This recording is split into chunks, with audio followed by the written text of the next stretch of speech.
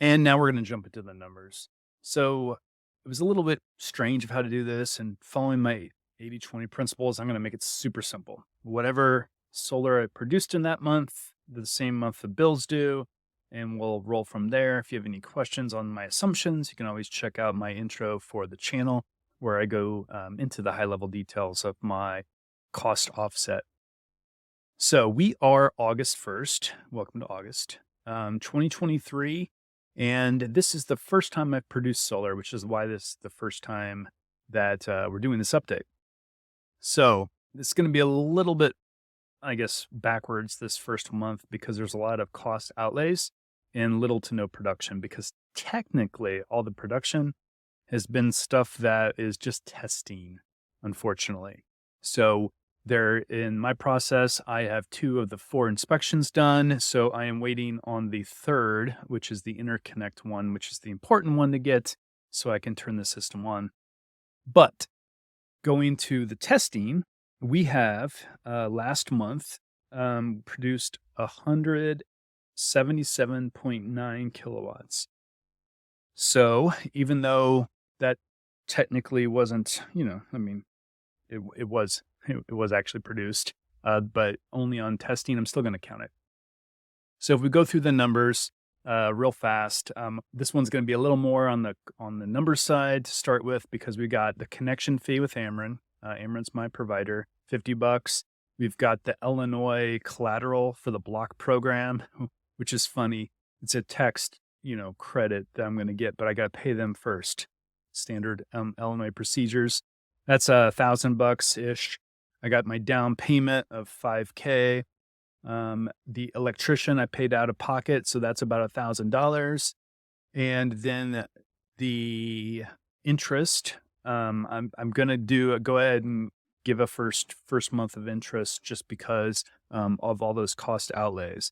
So again, on the interest statement, whether or not I actually have borrowed the money or not, if I would, I'm going to count the interest because we're making the assumption that it's a break even. So we would have to count that.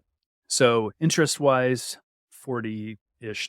So that puts us round numbers into the over $7,000, giving us that $40 of interest. So the offset, we're going to calculate based on my current bill. So I used 1,462 kilowatts. My total electric bill section, just the electric section, was 233. So that calculates to approximately 16 cents a kilowatt. Just for interest sake, I know I talked about it, the hidden costs in energy. So if you look at the bill, it says the cost is 6 cents a kilowatt. But the reason it's, of course, the 16 is because you got all the fees, all of the other stuff, and then transportation is what they call it, because, they got to get the energy to you.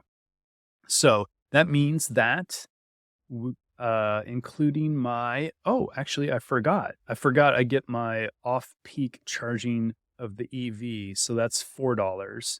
So the offset would be about $28 for the energy produced using that 16 cents rate, and then $4 for the EV off-peak charge credit. So that means that I roughly paid for about half of my interest for this month. So that's how these are going to go moving forward. Hopefully there'll be a lot less of the nitty little teeny small fees as we move forward. But then I'm going to have a large outlay for phase 1 of the phase 1 of the cost of the solar installation.